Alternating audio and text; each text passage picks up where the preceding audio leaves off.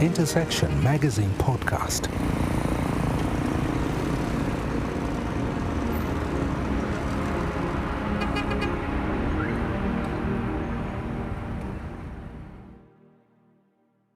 Welcome to Intersection Magazine Podcast. This week I'll be going through the November 2025 issue, which covered a bunch of subjects. Notably, we were featuring Noah Smith's Elite Overproduction Hypothesis, Founders Freedom section, the overview of the MTN 2024 annual report, as well as artificial intelligence, free open course software, as well as other tools to help develop a VC investment course. Once again, thank you for listening. Thank you for subscribing.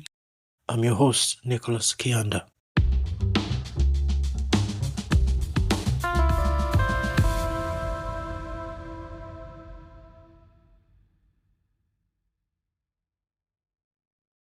So as always, one of the things we like to do is to take advantage of the fact that this was created, or this magazine was created for myself and the organization that I run.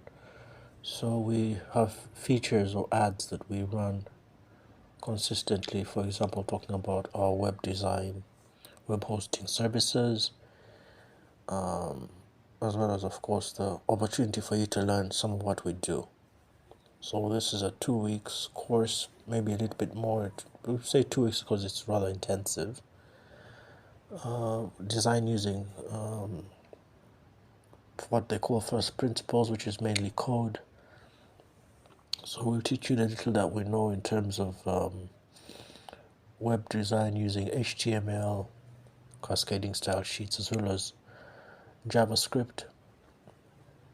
Then there's a bit of an evolution to where you get into design using what you see is what you get editors, such as Dreamweaver, one of my favorite tools. And then you get into maybe design using tools that exist in Linux, such as Bluefish. Then you come into design using content management systems like WordPress, Joomla, Moodle. Moodle is actually a learning management system, but design using content management systems, as I've stated before. And then we also teach you some of what it takes to host those websites. Are you hosting on your own, or are you hosting using a service that exists online? I personally use a reseller's panel, so they let you pay them a certain fee per month, and then you're free to set up a system that lets you charge a little bit extra on top of what they charge you. So that's how you make your money. So that's basically the service that we offer in terms of design, web hosting, and then of course the course that we offer for those who want to learn a little bit more about what we do. Now, the idea behind the elite overproduction hypothesis is really what happens when you create a system that you believe in, where people are going to graduate and hopefully going to get jobs outside the market. So there's a sense of expectation, but the market or conditions in the environment may not be suitable for the plans that you have when you create courses, short career paths for these graduates. So there's that overproduction that takes place, and then of course, how do you deal with the consequences or the results that take place when people's expectations are not fulfilled? So that's basically what he talks about. We're trying to bring a conclusion. I suppose one of the lasting effects of this conversation was, for me, the need not to trivialize the effects that this has on people. There's a tendency to be humorous about what people have gone through especially those who have subscribed to many of these courses. And the effects of this have been documented for over, let's say, maybe 20 years, right through the crisis of 1998, I suppose, 2007, subprime mortgage crisis, and all the other crises that we've had that have been related to the economy. So we create environments in which people get excited about certain courses. They study, they pay the fees, which are often really high. Then by the time they graduate, something has happened with the economy or the market, and then there's no longer room for those people that have graduated those courses. So that's really the essence of the elite overproduction hypothesis. Now, there's also interesting ideas that I think we've covered in that subject, where there was a decline in courses, or at least in interest in courses such as the humanities, and then of course as well how there's been a rise in unrest from a group that's not traditionally expected to be uneasy or uncomfortable. Usually you have your communities that are centered around maybe the poor people, or maybe you can call them, if you believe in communism, you can call them the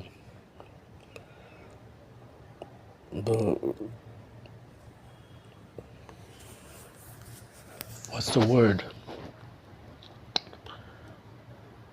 the lumpen community, so to speak.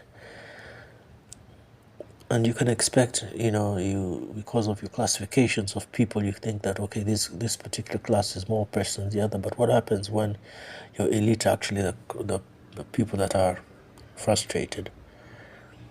That really shakes up what we understand of the structure. So I think a good summary of the equation, it says happiness is equals to reality minus expectations.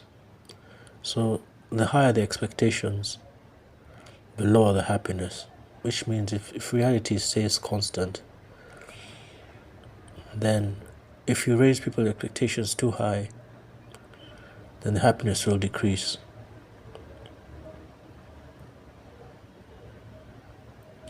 Now, as usual, we always have our section where we talk about Founders Freedom. Founders Freedom has a business growth roadmap. This is really a description of their services. There's a section where they prepare your business, then they assess your business, they make recommendations for your business, and then they suggest a business growth roadmap. Now, just a bit of a background. The reason why I like featuring Founders Freedom is, of course, because of our partnership, but also because there's so much of a need that I see, or that we see, in relation to apprenticeship, maybe business success, as well as longevity, where there's a transfer from one generation to another. We see very little of that taking place, at least in the few circles that I've been able to investigate. So we're looking for people that can help us build stronger businesses that have a longer life, that can outlast their founders. So naturally, they also have a section where they talk about board formation, governance of that board, what are the needs for your organization, what does the profile of that board look like, as well as your getting that board on that group of people on board, which is the induction. As always, we have a summary of our costs for hosting an ad in the magazine. Those are available as well. For those who are interested in our podcasts, we have 2 podcasts running now. We probably might have 3 at a later stage, but so far we have 2. It helps us cover more ground and focus on issues that are of concern to us. The first is Intersection Magazine podcast. That one has been around for about 3 years. It deals with technology innovation, and we mainly cover the greater East Africa area and beyond. Recently, we've gotten quite a number of requests to have conversations with people from the US, Canada, as well as other countries, Europe as well. So we're exploring more of those conversations, but also, of course, how to monetize those conversations in the space itself. We also have the Transition, Transformation, and Radical Thinking podcast, TTRT podcast. That one is mainly to cover spiritual subjects. So sometimes I'll talk about sermons, conversations I've had with people of note, books that I've reviewed, etc., etc. In terms of advertising, we have a 15-second ad going for about 25 USD, a sponsorship of a season going for about 3,000 or 300 USD. And what sponsorship of a season means is that you get access to a whole 12 episodes, which is about 3 months worth of content. And you can sponsor a theme for that season. We devote the whole 3 months to something specific, let's say investment, or maybe venture capital, or maybe angel investing, or maybe financial statements, or maybe solopreneurship. So just one subject for, or one theme, one major theme for the period of 3 months, and then your company gets to run little bits and pieces of ads for that whole period where we interview a variety of hosts or guests. So that's basically it. We've already mentioned bits and pieces about the web design and web hosting, especially when we mentioned the course, but these are the costs that we put aside for those services. You will notice that the prices are rather reasonable based on international standards, but we have our reasons why we have our charges at that level. We also have our methodology. We call it the 4D methodology. It helps us figure out how to have conversations with those we wish to design pages for. We also have our publications, which fall under the Hope First Publishing arm of our organization or business. Survival Kit for Effective Communication. It's about 12 or so images and 12 or so messages summarizing key parts of communication. Then we have a glossary of terms and acronyms, which is a useful tool for consultants or anybody who's in the business of advising others on management issues and business issues, on entrepreneurship and so on and so forth. Now, on our notice board, I wanted to highlight tools that I really liked using before, which is Spicebird and Thunderbird. So those were part of our notice board for at least last month. Now, you can also have a look at our overview for the MTN Uganda 2024 annual report, which I talk about applications, taxation, leadership and structure, really just summarizing what I see as key parts of the annual report. You may identify additional parts or maybe see different ideas as standing out for you, but I think these are what I think stood out for me or for us as important parts of the annual report.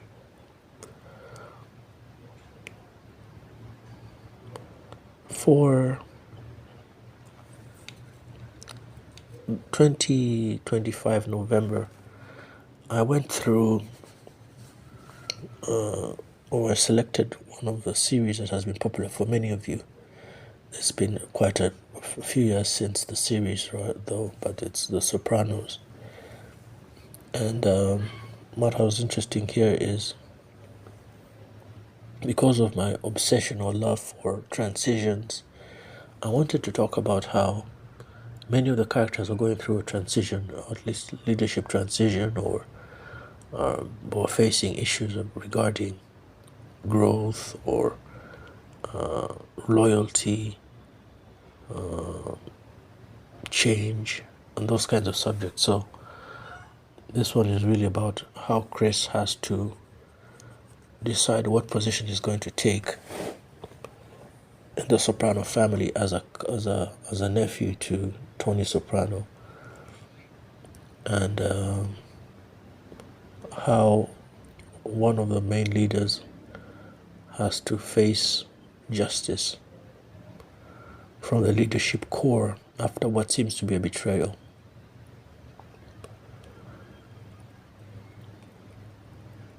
On Twitter, we have what I called Meanwhile on Twitter, or just a highlight of the issues on Twitter. Some tools to help you build your confidence or your self-confidence, which is something many of us struggle with. Then my venture capital course, I asked artificial intelligence in specific. I think I used ChatGPT on a comprehensive venture capital course. So I got about maybe 11 or 12 different ideas as being essential in that course. Then I used my own knowledge as well as other sources that I've come across to see what I would include in that course and in those 12 sections. So I give you a bit of a summary of what I would use, from mentors to LinkedIn people that I'd follow, to courses, to associations, from WhatsApp groups to circles, to YouTube, to magazines, through the internet itself, from books, so I give you the sense of structure of how that information would come together for that course. The course is not yet out, but I can make it available to you as soon as it is out. For book reviews, I found an interesting book called Zinunula Monaco. There's a slight error in the magazine where I referred to the book review as the founding framework. That was for the previous month, but I will correct that. Anyhow, Zinunula Monaco is about a poor young man who goes through a growth stage throughout his life. Talks about his affections, enemies and friends that he meets along the way, and mentors who guide him through his learning journey to eventually a place of victory. We also have a section in which we help you learn how to monetize TikTok, from the use of shops, affiliate marketing, going live, selling merchandise, collaborating with brands, as well as creating a rewards program. I shared a poem or a short write-up from the past. This was sitting in my wallet for years. It's been sitting there since, I think, for maybe 10, 20 years, maybe less. I called it A House of 5 Rooms. We also have a course for computing as well as, of course, baking. The 4 pages which summarize what we do, or rather what we've done for the magazine, are also available. And then one of the my strongest pieces yet was the blessing from the book which I just shared, which is called Zinunula Monaco. It's one of the characters that the protagonist meets during his journeys is called Moyodi. Moyodi is like a mentor who will guide the protagonist through his life, at least at a later stage. And after all the training, all the mentorship, all the apprenticeships, apprenticeship-like experiences that he has gone through, that Zinunula has gone through, Moyodi gives him a blessing. So the blessing is given in the local language in Luganda, but I have translated this blessing into English. I think you'll appreciate the depth of thought that Moyodi puts in his blessings to Zinunula. I wrote this down when I read the book, just to help me remember or to keep these thoughts in mind. We finally, of course, also shared some highlights from the business, some surprises in the bakery, some experimentation from the oven that we purchased, as well as some updates from the small office that we're working on to improve and to build. Finally, we also share some of the goodies that we have available at Hope First Bakery, which you can have a look at, and you can order using our numbers that have been listed on the magazine page. Once again, I've been your host, Nicholas Kianda, really just summarizing the month of November, what we covered, what the key highlights are for the month, from the elite overproduction hypothesis to a piece by Founders Freedom, to the MTN report, as well as, of course, what we would see or what different aspects we think would be necessary for a course on venture capital. Having taken a few courses or some courses on the same, as well as, of course, having read some books on the subject. So that's really what we had for you for this month. I'm really grateful for you subscribing and reading the magazine, and of course listening to the audio. Once again, I've been your host, Nicholas Kianda, for the Intersection Magazine podcast.